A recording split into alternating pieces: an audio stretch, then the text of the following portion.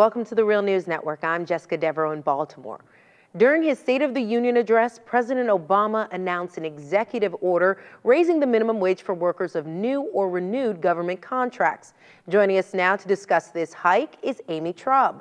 Amy is a senior analyst at Demos and co-author of Underwriting Bad Jobs: How Our Tax Dollars Are Funding Low-Wage Work and Fueling Inequality. Thanks for joining us, Amy. It's good to be here. So, Amy, in your report, you claim that taxpayer-funded government contracts are fueling low-wage work and inequality. Can you just summarize some of your findings? Certainly. So in our study that my colleague Robert Hilton Smith completed earlier this year in 2013, we find that the federal government really is the largest low-wage employer in the country, in essence, through not just federal contracts, but also federal health care spending, a variety of different leases of government land, concession agreements, building contracts, that the federal government is responsible for fueling over 2 million or nearly 2 million low-wage jobs. Now, these are not all jobs that President Obama could actually directly affect.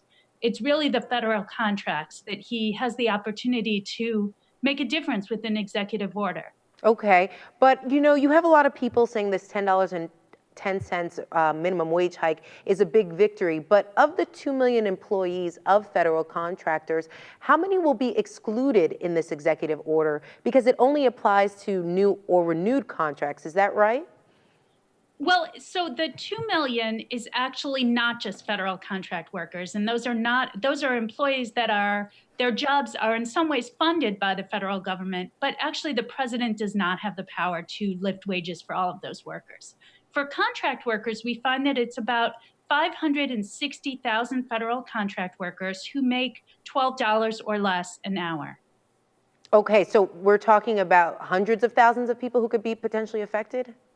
We are talking about hundreds of thousands of people who could be potentially affected by an executive order that would raise wages to $10.10 an hour for workers who are currently earning less than that and are working on federal contracts. Okay, so just so I'm clear, I want to make sure that even current contracts, those who are making the current federal minimum wage, or if they work in the district, for example, making the District of Columbia's minimum wage, those workers will not be affected by this order?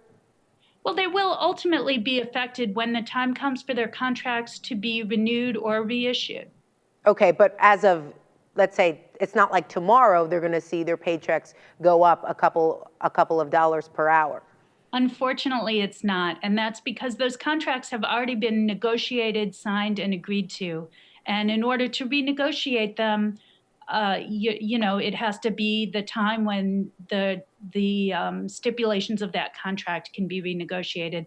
I do think this is still, though, a major victory for low-wage workers. What the president can do with his executive power. The next step really is out there for Congress to raise the minimum wage for all low-wage workers in this country. And that would be not hundreds of thousands of workers, but it would affect as many as 27 million workers. All right, Amy, let's move on and talk about this $10.10 an hour for employees of federal contractors. Do you see this as actually being able to raise people out of poverty? Is it a living wage, essentially? I would not say that $10.10 an hour is a living wage. On the other hand, you don't want to discount that for somebody who may be making $7.25 an hour, what that would mean to go up to $10.10 an hour. It is enough to lift some families out of poverty. But do you feel that the majority of the people now will be lifted out of poverty because of this change?